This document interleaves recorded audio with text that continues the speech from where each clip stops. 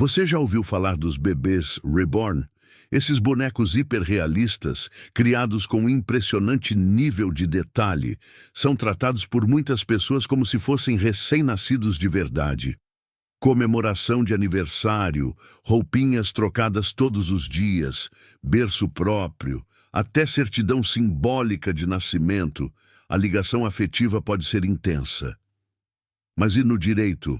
Será que esse vínculo emocional é suficiente para transformar o bebê reborn em sujeito de direitos? Será que é possível brigar judicialmente por guarda, pensão ou até licença maternidade por causa de um boneco? Neste vídeo, você vai descobrir o que diz o Código Civil, o que já foi analisado pela doutrina e o que a jurisprudência entende sobre o tema. Prepare-se, porque o assunto é polêmico, surpreendente e, acima de tudo, jurídico. O ponto de partida dessa discussão está no conceito de personalidade jurídica. Segundo o artigo 1º do Código Civil, só é pessoa quem tem personalidade jurídica, ou seja, quem pode ser titular de direitos e deveres. E isso começa com o nascimento com vida, como explica o artigo 2º.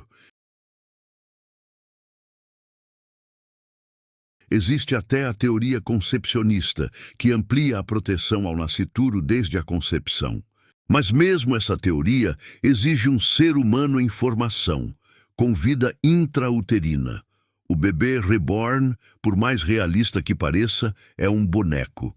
Não tem sistema biológico, não respira, não cresce, não sente dor. Portanto, não há como conferir a ele qualquer tipo de personalidade jurídica. A partir disso, o direito civil o classifica como o que ele realmente é: um bem móvel, um objeto, tal como uma escultura ou um quadro. E é aqui que a coisa começa a ficar mais interessante. Mesmo sendo apenas um objeto, o bebê reborn pode sim aparecer em disputas judiciais.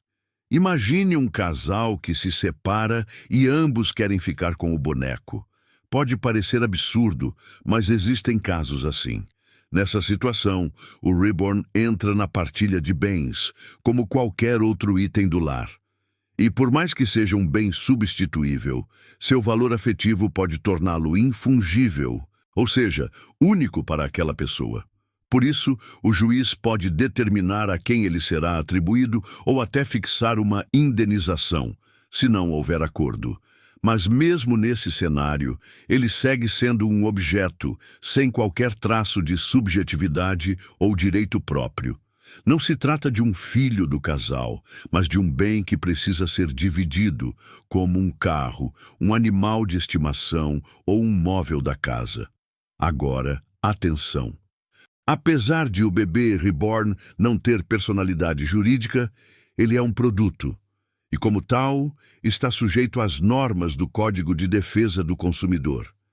Se houver defeito na fabricação, atraso na entrega, vício oculto ou propaganda enganosa, o comprador pode exigir seus direitos. É o mesmo raciocínio aplicado à compra de qualquer item com valor de mercado.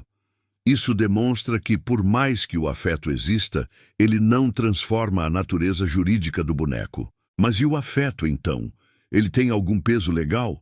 A resposta é sim, mas apenas de forma indireta. O valor emocional pode ser considerado em contextos de partilha ou até como um elemento agravante em caso de dano moral, se houver perda indevida do objeto. Mas, repito, isso não faz do bebê reborn uma pessoa. Talvez o ponto mais sensível dessa discussão esteja na saúde mental. Para muitas pessoas, os bebês reborn são usados como mecanismos de enfrentamento ao luto, à solidão ou como apoio terapêutico. Existem relatos de mães que perderam filhos e encontraram nos reborns uma forma de seguir em frente. Há terapeutas que utilizam esses bonecos como ferramenta auxiliar em sessões de psicologia. E há quem os veja como mera expressão artística. O importante aqui é entender que, embora o sofrimento psíquico seja real e deva ser acolhido pelo sistema de saúde, isso não transforma o boneco em sujeito de direito. O tratamento é voltado à pessoa que sofre, não ao reborn.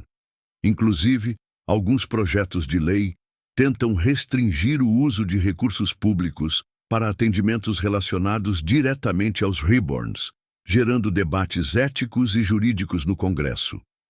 Outro ponto crítico envolve o uso indevido dos bebês reborn para fraudes. Já houve tentativas de obter benefícios sociais, como Bolsa Família ou auxílio emergencial, alegando a existência de um suposto filho, que na verdade era um reborn. Obviamente, isso configura fraude e pode resultar em sanções penais e devolução dos valores indevidamente recebidos. O sistema jurídico brasileiro não admite que objetos sejam equiparados a seres humanos para fins de obtenção de vantagens. E tentar se valer disso, mesmo com boa-fé emocional, é visto como violação da legalidade. A responsabilidade civil e penal nesses casos é clara. Não importa o apego afetivo, se houve má-fé ou manipulação do sistema, haverá consequência jurídica. Chegamos então ao ponto central.